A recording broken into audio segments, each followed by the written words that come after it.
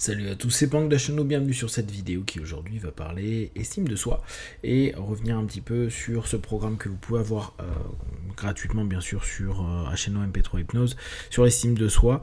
Je reviens dessus parce que en relisant un petit peu et en réécoutant quelques parties, je pense qu'il y a des points qu'il est toujours utile de se rappeler.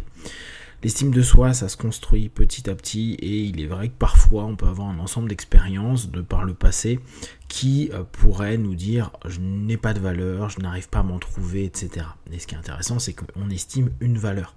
Donc du coup, on se retrouve dans une dynamique où on a l'impression que c'est dur de s'estimer, de se donner une estimation, parce que justement, on n'a pas plongé dans cette réflexion des quelle est la valeur que j'ai ou quelles sont les valeurs que je peux avoir, d'accord?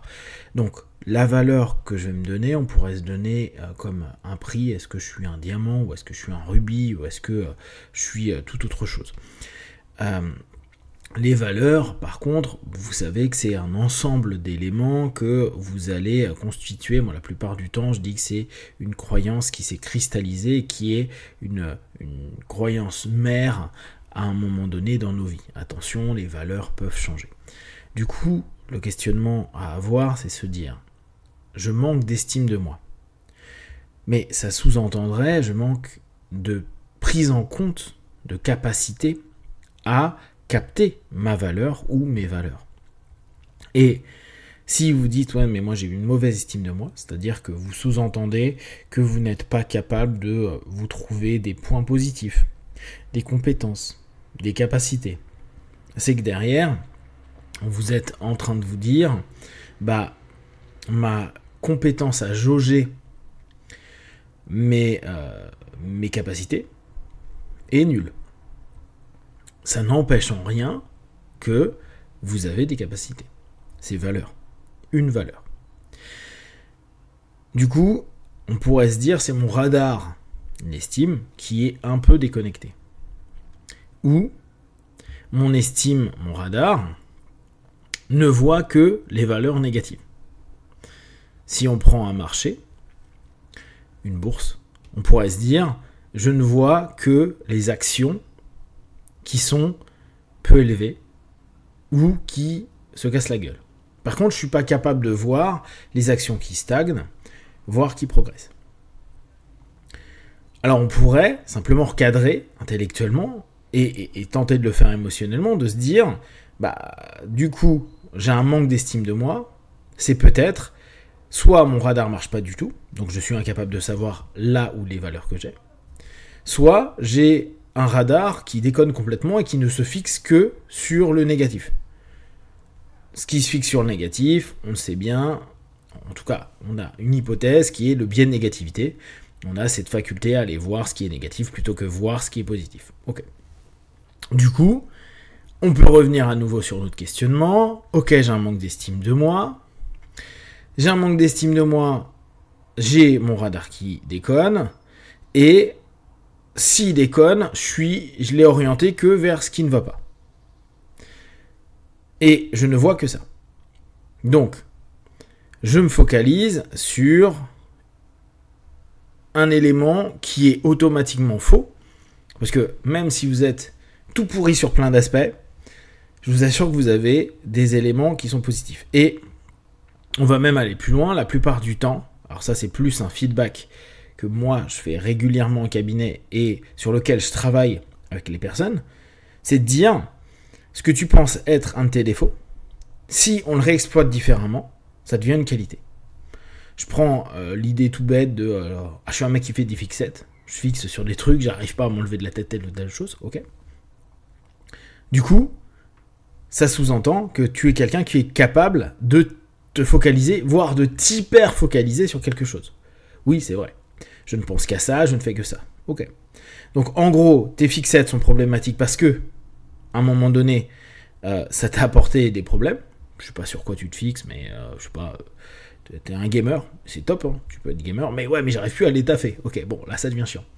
Par contre, si on arrive à recadrer cette compétence, parce que d'un coup, c'est une compétence, et on revient, c'est estimé, donc le radar dit que il n'y a que des trucs négatifs, regarde la preuve, je suis quelqu'un qui fait des fixettes et je n'arrive à rien. Donc, valeur basse, parce que pour moi c'est tout nul, parce que je suis devenu un excès dans ce que je suis en train de faire, qui m'empêche de faire d'autres choses.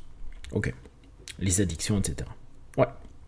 Mais la même chose, cette addiction, on va dire, au travail, d'un coup on passe du gaming au travail, même si à moyen terme ça risque de quand même être un peu problématique, on peut réexploiter cette compétence autrement. Donc, il est très très très très courant de voir que ce que les gens estiment comme étant leur défaut le plus important, peut être complètement leur point fort le plus important.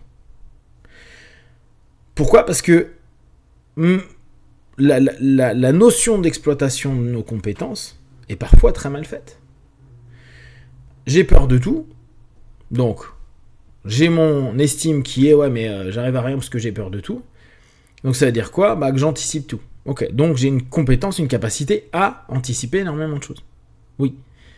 C'est ça qui va être intéressant. Comment je peux réexploiter cette notion-là ? Et ce qui est donc estimé comme sans valeur peut être à nouveau estimé, réestimé comme ayant une valeur. Une valeur à développer, à réorienter, à recadrer. Il y a de l'effort à mettre derrière, hein. C'est pas youpi youpla. Mais l'idée de recadrage va être déjà de travailler sur cette notion-là. Donc, je reviens. Si vous avez des problématiques d'estime de vous, on peut estimer du coup que c'est un problème au niveau de votre radar à valeur. Radar à valeur où on accepte que soit il ne marche pas du tout, ok, là il y aura éventuellement quelque chose à aller faire dessus, mais c'est assez rare. La plupart du temps, c'est non mais je suis nul, je suis pas capable, je suis une merde, tout ce que vous voulez, de négatif. Et du coup, on ne voit que le négatif et notre incapacité. Déjà, l'ensemble des éléments qu'on estime être sans valeur peuvent être retravaillés. Et là, on pourrait avoir métaphoriquement cette idée de se dire non, mais c'est juste une boule, je sais pas, je fais de l'archéologie, c'est une boule de terre, ou etc., etc. Il va falloir du temps pour nettoyer, frotter, gratter, pour se rendre compte qu'il non, en fait, il y a quelque chose dessous qui est hyper important, qui est un fossile ou quelque chose qui a de la valeur. Donc, on peut déjà se proposer, se dire, je vais regarder l'ensemble des éléments que j'estime sans valeur, qui sont nuls. Alors, il est possible que vous les estimiez ainsi parce que les causes à effet de l'exploitation passée d'éléments de vos personnalités ou de vos comportements ont apporté du foutoir, du bordel, des critiques, etc., etc. Là encore, ça ne veut pas dire que ce que vous avez est bon, mais ça ne veut pas non plus dire que c'est mauvais. C'est pas parce que, à plusieurs reprises, des personnes externes vous ont dit ça, on n'aime pas, ou c'est nul, ou tu nous as foutu dans la merde, que pour autant cet élément est mauvais. C'est peut-être mal exploité, mal utilisé, mal pensé, mal géré, mal plein de choses. Mais ça peut être quelque chose de complètement valorisable. C'est comme dire, j'ai une voiture là, elle est nulle parce qu'elle n'a pas de super bon frein. Oui, mais la voiture, c'est une voiture de collection. Donc en fait, tu vas pas la faire rouler sur un circuit ni dans la rue. Par contre, c'est quelque chose de collection. Tu peux la valoriser autrement. La notion d'estime aura toujours un lien avec la valeur. À nous d'aller chercher les différentes valeurs ou la valeur qu'on est en train de peut-être de discriminer à un moment donné. Et sans dire dans un premier temps, tiens, je le réestime, se poser sur ces valeurs, qu'est-ce que ça apporte de négatif, qu'est-ce que ça peut apporter de positif, comment je pourrais l'utiliser pour que ça m'apporte du plus, pour après tenter de le mettre en pratique, de l'appliquer, de mettre en place ces nouvelles valeurs ou cette nouvelle valeur, pour après rentrer dans de l'estime. Ayez confiance dans le fait que vous avez de la valeur et que vous avez des valeurs. Maintenant, il va y avoir un dernier élément, et je vais vite passer dessus, mais c'est en gros, la plupart du temps, je n'ai pas d'estime de moi, parce que je me compare à un autre marché. C'est-à-dire à quelqu'un qui va officiellement se dire, bon, moi j'ai de la valeur là-dessus, je suis plus que toi, j'ai plus que toi, etc., etc. Et donc on va avoir une estimation, notre jauge, qui va dire, ah bah comparé à l'autre, en plus c'est naze ce que j'ai. J'ai pas sa taille, j'ai pas sa vivacité d'esprit, j'ai pas son physique, j'ai pas... Mais déjà, ça, on pourra le voir dans le rapport à l'autre, mais déjà si on se redonne de la valeur et qu'on valorise notre propre valeur et donc on lui redonne une estime, un prix, quelque chose de valorisé, au bout d'un moment c'est plutôt qu'est-ce qui fait que tu as besoin de te comparer. Et même si c'est naturel, c'est qu'est-ce qui fait que dès lors la comparaison va te mettre mal à l'aise, ça veut dire que tu n'as pas encore intégré assez ta valeur, même si, ouais, peut-être on n'a pas les mêmes compétences, pas les mêmes aptitudes qu'une personne, c'est vrai, il y a des gens qui sont meilleurs que nous, mais ça ne devrait pas, pour autant, diminuer notre estime de soi, ni même notre valeur, parce que notre valeur, une fois qu'elle est revalorisée, remise en avant, elle est telle qu'elle est. Si ça vaut 1000, que quelqu'un vaille 10 000, ça n'empêchera pas qu'on vaut 1000. Donc à partir de là, ça n'enlève en rien l'estime que je peux avoir de moi-même. On pourra en revenir dessus. Si vous avez déjà des questions et des remarques, vous les partagez sur Facebook, YouTube, j'y répondrai le plus rapidement possible. Et comme d'habitude, de tout ce que je propose, ne prenez que ce qui est bon et juste pour vous tester, observer, analyser et conclure. Ciao.